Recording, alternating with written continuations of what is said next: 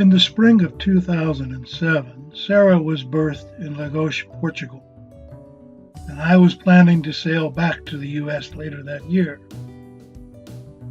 Many cruisers who are returning to North America sail south to the Canary Islands, then make a trade wind crossing to the Caribbean during the winter, and then work their way back north in the spring.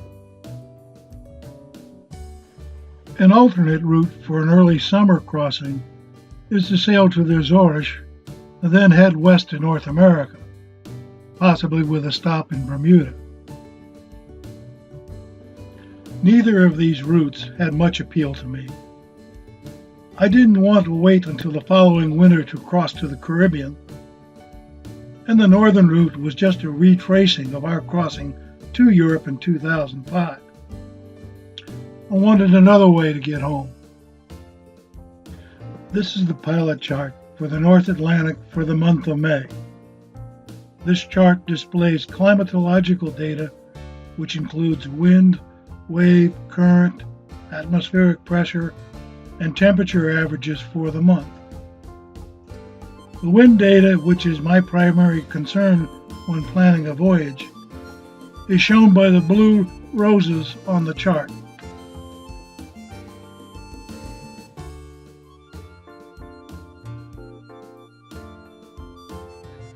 This is one wind rose for the area west of the island of Madeira.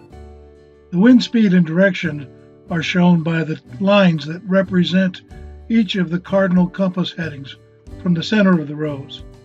The number of feathers on the end of each line represent the average wind speed in the Beaufort scale for that direction in May. The length of the lines are proportional to the percentage of time that the wind is from that direction in May. The line for the predominant wind direction includes a number that represents the percentage of the time that the wind is from that direction. This rose shows that the wind is from the northeast at force 4 31% of the time in May. This is an ideal wind for sailing to the west. The number in the center of the rose represents the percentage of time that the wind is calm at this location in May. So, looking at the wind roses between Madeira and the U.S. East Coast, there is a predominance of wind from the northeast and east, until in the vicinity of Bermuda the winds become more southerly. These winds appear to be ideal for a sail from Portugal to the Chesapeake Bay, with stops in Madeira and Bermuda.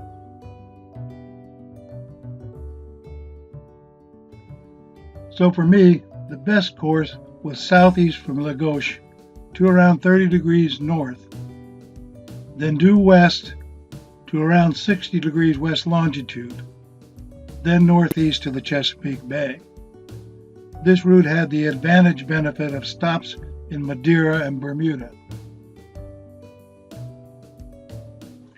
Our actual track is shown on the chart.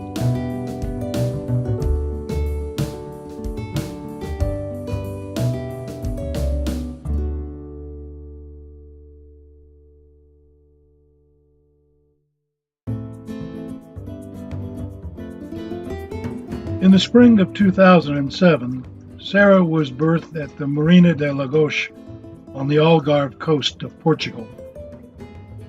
The marina provided a very pleasant stay over the previous winter, but by the end of April, it was time to leave. Bob Colt joined me in Lagos at the end of April, and we began to prepare for our departure.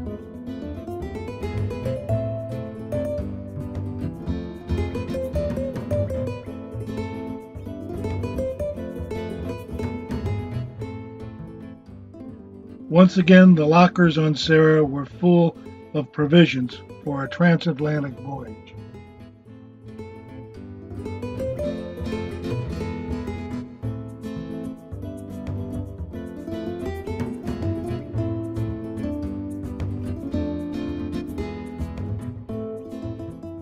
We were monitoring the weather between Lagos and Madeira, looking for favorable conditions for our departure. Finally, on May 6th, we had those conditions. High pressure had settled in off the Iberian coast, bringing fair weather, but more importantly, bringing northerly winds that would push us to the south to Madeira. So we backed Sarah out of her marina berth and waited for the marina to open the footbridge across the channel so that we could depart Lagos and head into the ocean. The rum line course to Madeira is approximately 500 nautical miles, but like most courses on this Atlantic Circle, the rum line was not the best option. In this case, the rum line would be dead downwind, which is not the best point of sail for Sarah. More importantly, the rum line course would put us in the shipping channel between Portugal and Gibraltar for much of the first 24 hours of the voyage. I preferred to head on a more westerly course to get across the shipping channel before heading directly to Madeira.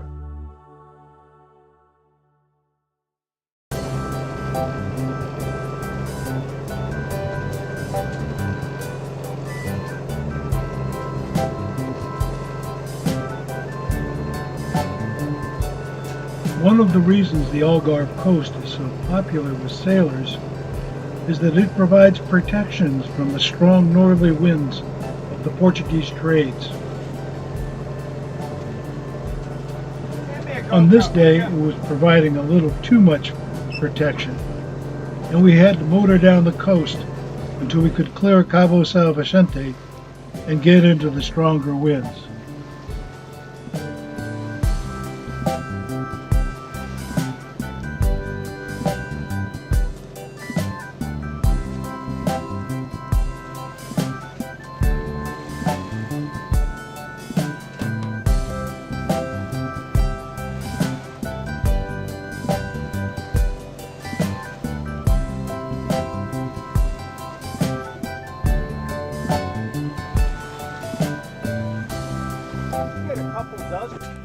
During this time, Bob prepared his fishing rig in anticipating of catching some fish during our passage. Unfortunately, the only seafood dinners we had on this voyage were the ones we purchased at restaurants on Madeira and Bermuda.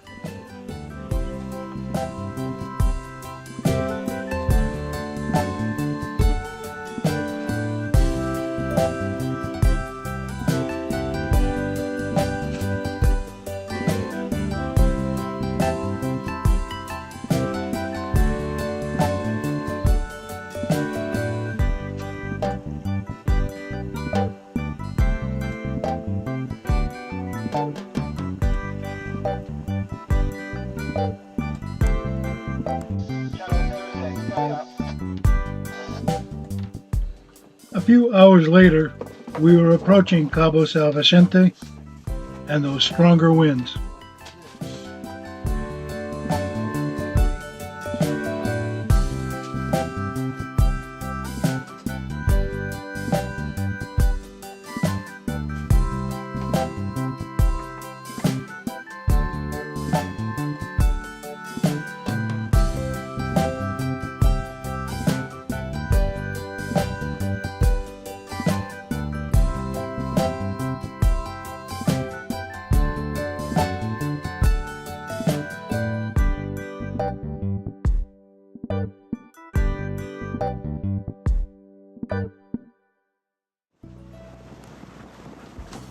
Once out of the lee of San Vicente, we were again into ocean sailing with a fresh breeze.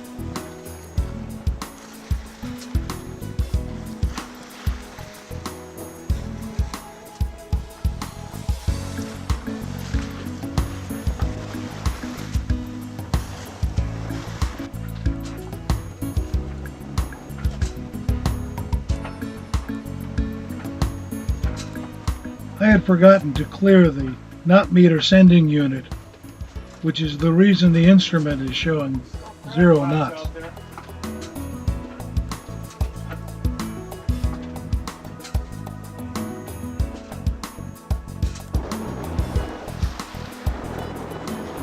With this fresh wind, we were able to quickly cross the shipping channel.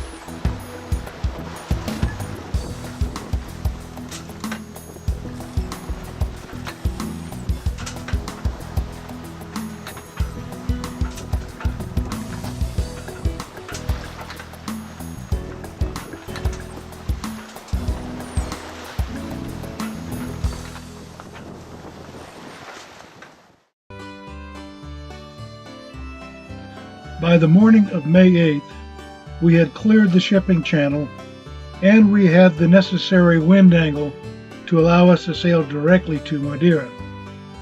So we jibed to the south.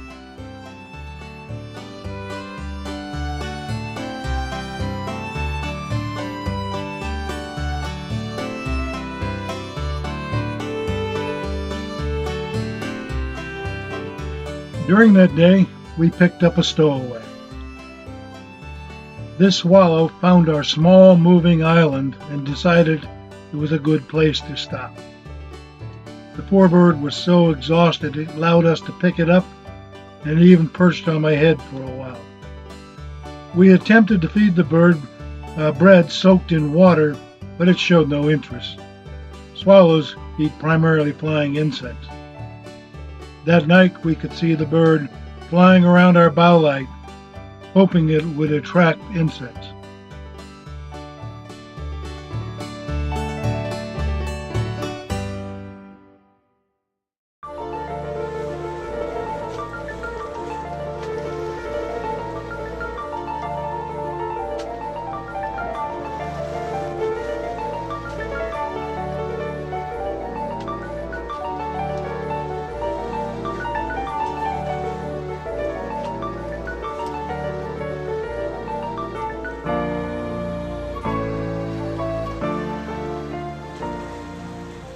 As we sailed south, the winds began to lighten.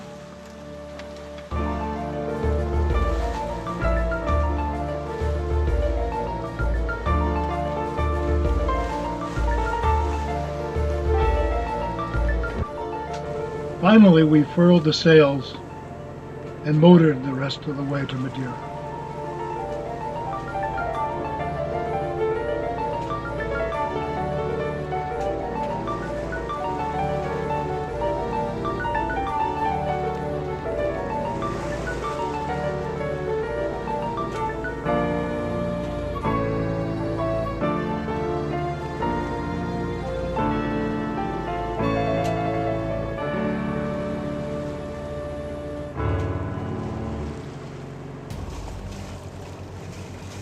The previous night, the monitor wind vane refused to hold our course, and I had to switch to the autopilot.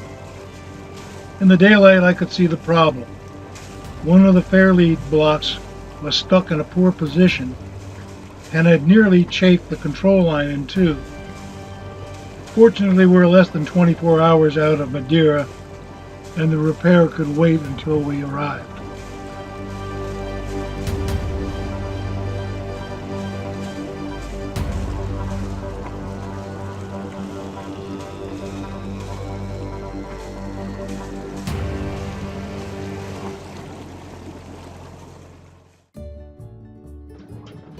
By the morning of May 10th, we were approaching Madeira. Our stowaway had disappeared, and we assumed it had struck out for land and insects.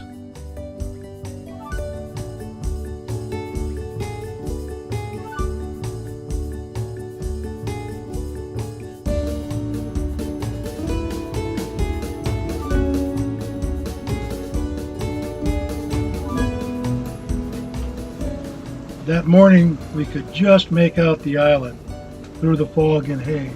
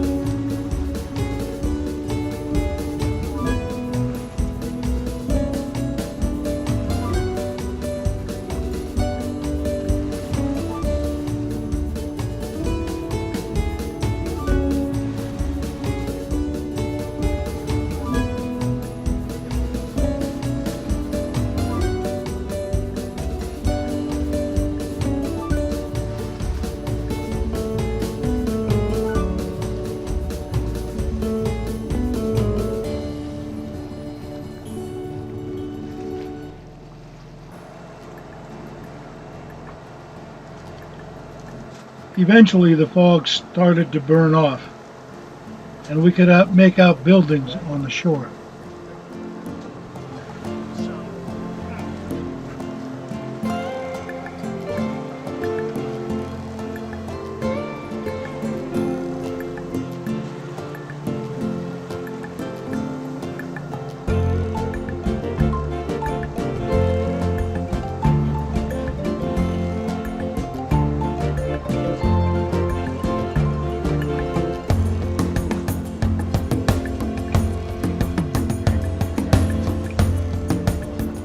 Madeira is obviously a very rugged and beautiful island.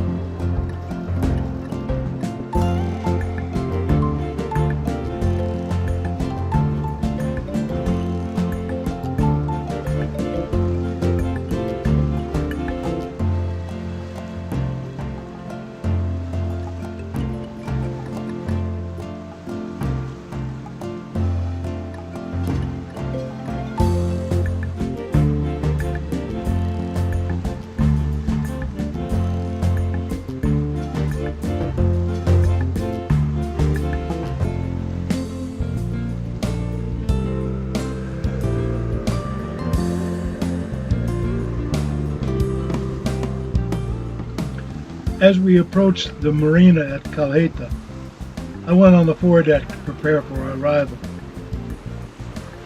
On deck, I found our stowaway, dead from apparent starvation or exhaustion.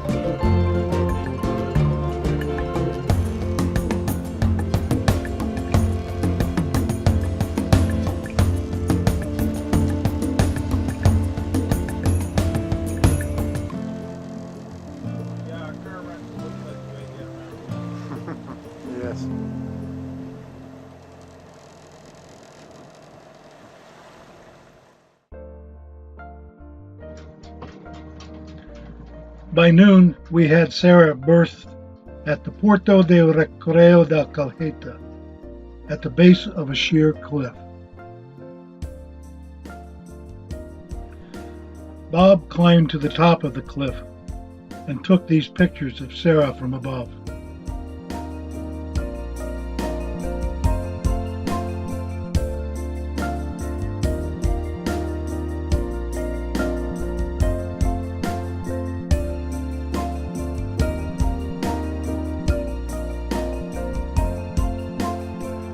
We spent the next 5 days on Madeira, relaxing, reprovisioning, touring, and preparing Sarah for the longest passage of this Atlantic Circle, 2,400 nautical miles to Bermuda.